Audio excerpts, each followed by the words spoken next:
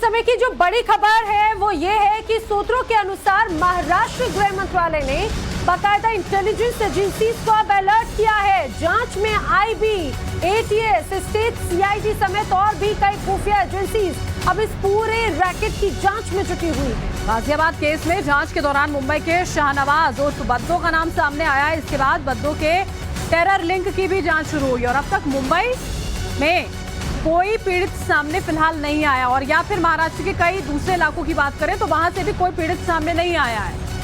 लेकिन ऐसा नहीं है कि इस पूरे रैकेट का कनेक्शन महाराष्ट्र से नहीं है। एजेंसीज को शक है कि शाहनवाज ने अपने कई अन्य साथियों के साथ में मिलकर महाराष्ट्र और दूसरे राज्यों के भी कई और बच्चों का गाजियाबाद की ही तर्ज पर इसी मोडस ऑपरेंडी के साथ में धर्मांतरण करवाया है।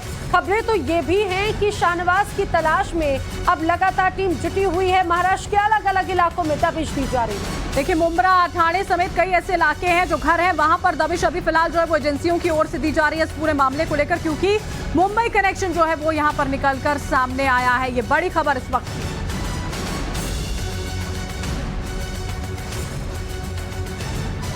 पूरे मामले में लगातार जांच की जा रही है और कई बड़े खुलासे हुए हैं। कई अब जांच एजेंसी इस पूरे मामले की जांच कर रही है। अभी तक गाजियाबाद से लेकर महाराष्ट्र तक जो धर्मांतरण का गैंग है वो किस तरह से एक्टिव है वो जरा समझाते हैं। धर्मांतरण रैकेट के तार आतंकी संगठन से तो जुड़े नहीं है, ये भी बड़ा सवाल। ये सवाल कई सारे हैं, देखिए और भी हम आपको बताते हैं। ये सवाल नंबर 1 था। दूसरा ये कि शाहनवाज टेरर आउटफिट के रिक्रूटमेंट सेल का आखिर कहीं हिस्सा तो नहीं है, ये अहम सवाल है।